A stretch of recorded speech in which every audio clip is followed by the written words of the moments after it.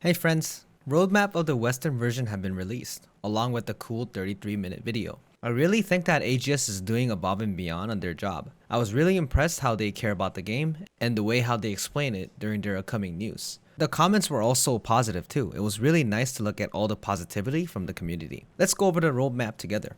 Daily activity adjustments. 1 Guardian raid per day. And faster Chaos Dungeons just came out last week for Korea. They didn't mention Destiny fragments on the post, so I don't know if it exists, but generally fatigue of dailies has definitely been decreased. For reference, doing the usual Unas, Chaos Dungeons, and Guardian takes me less than 10 minutes per character now. If you want a review, one of my recent videos goes over it very quickly. Right now in Korean server, you can get some cards when you run Chaos Dungeon, and the Destiny fragments can drop up to legendary select packs along with 2 to 4 gold card experience packs. As for traveling merchants, as you can see here, they last 5 hours and 30 minutes. As they sell almost all of the potential products they sell, except the rare occasions like Wei and Balthor, and maybe like Young Armin, which it comes out in Pleche. Either way, whenever a rare card appears, people will have over 5 hours to get it than 30 minutes. This is a big change for Korea, and it really helps collecting cards generally. I'm really glad that you guys are getting it really quick too. Jumpstart servers. So this is a concept that does not exist in Korea, but I think it's a positive approach to people that can enjoy the game in a different way. Sure, I mean, people who has been playing the current server may feel left out, that other people can achieve their hard work with a fraction of their time and effort. I mean, I respect their frustration, but either way, my opinion about this game is that I love the combat system and the raids, and I would love as many people to try and experience the fun I had when I played it for the first time. My only worry is if there are going to be enough players who's going to try the Jumpstart servers, but if it gets any new players experience the raids that I've experienced before, and I think this is a very good idea that they're trying something like this. Yasu's Jar is the legendary avatars. They essentially give you 1% more than the heroic avatars on the dexterity or like strength, that kind of stuff. You can equip skin avatars on top of them as well. Basically, the scale's higher if you reach higher item level because you have more dex or strength and that kind of stuff. For example, if I take all of this legendary avatar off like this, I would have 230,910 dex with 60,250 attack power without any avatars. If I just put the heroics on, I would have 61,429 attack power, 240,146 dex. But if I equip the legendary avatar, which is 2% each instead of 1% along with the skin avatar like this, which is what I have right now, it would be 62,587 attack power and 249,382. So stats do make a little bit of difference if it comes out exactly how we have in Korea. Other than that, the system itself is super simple. If you use a jar like this, you have a list of avatars that you can get, and you can select the category like the hat, the clothes, all that stuff together, and you will be using cloths, and these cloths are made from dismantling any of the purple avatars that you have. Some of them is not applicable for it. As the post says, it's the one that you use royal crystals on. Here, as an example, let's say I want the top portion for the Soul Eater avatar, right? Or the bottom portion, I guess. And you can also look at this in a preview as well, like this. So if I press the top side, press yes, it's going to roll for it. It's like a gacha. And then I failed the gacha, right?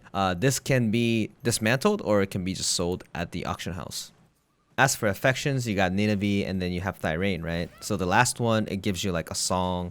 And this particular necklace that she gives you, I think this is like 2 million silver. And as for Thyrain, also gives you like a song, and then it gives you like an avatar and some card experience. Either way, the story is actually pretty funny too. So if you guys are interested in doing the affection for Thyrain and Nineveh, I suggest you guys to wear some funny costumes for a better enjoyable time. So Primal Island is a minigame island. I did this long time ago and have an old video for this. This island itself gives you significant materials if you happen to make first place. I don't play this as much due to this not being my style, but some people really like this battle royale genre and they played them to receive some decent amount of loot. You basically receive all the rewards as listed here if you get first place. It is estimated to be around 12k gold worth of pure mats. You can enter 3 times a day at a given time and get reward once per week per roster. So as you can see here, there you have 100k silver, you got some card experience, you have some juicers. And then you got a level 5 gem. And then you have the leap stones and material boxes.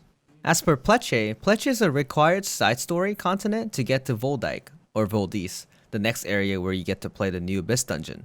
I like the story, and it's about an hour with Shift G. There are no adventure tomes here, and the collectibles here can get you the last few masterpieces to get the red panda pet and the character wallpaper. So this is the red panda pet that you can get, and this is the wallpaper that you can get if you collect all the masterpieces.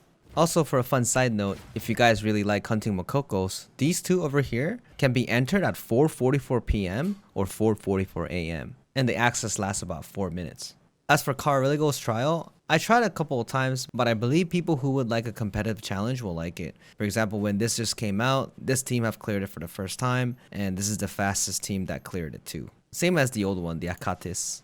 For the November update, Soul Eater, I'm excited to see you guys getting Soul Eater so fast. This class is definitely unique. I'm still kind of thinking if I should push her farther because it's not quite my style. I made a simple video that shows both of her playstyle. You can check it if you want. Maybe in the future I can make more detailed guide if you guys wanted.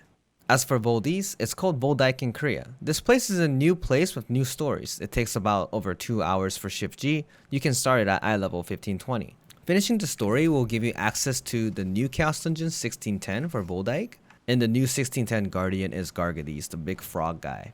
As for the new Abyss Dungeon Ivory Tower, this is our current latest raid that is accessible at 1600 for normal and 1620 for hard. It's a 4-gate endgame raid that about 10% of the characters in this whole game can access in hard mode and about 20% for normal. It's still a very difficult raid with lots of jails for hard mode. You can run this raid for a new form of power up, the elixirs. Normal mode gives you heroic elixirs while hard mode gives you legendary elixirs. Just going over the most basic info, elixirs can be enhanced from 0-0 to 5-5. For example, this is a 5-5 elixir that I have here, and this is 5-1, etc. And 5-5 is 10 points total because you have 5 here and then 5 there. This would be 6 points. Just like that. You can select it back and forth. The heroic elixirs, on the other hand, it can go up to 4-4, so it would be 8 points total.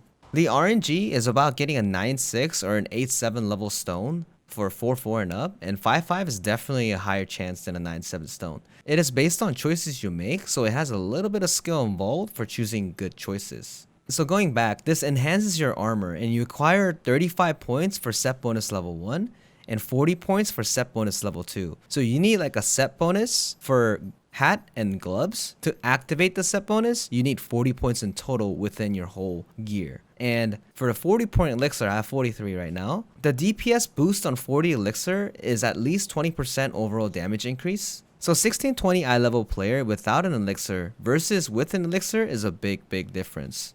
If December gets closer, maybe we can talk about this more in detail and an additional guide if you guys need it. With that, this concludes my overall overview of the roadmap. I hope you guys liked it and feel excited as I am. As always, thanks everyone. Bye bye.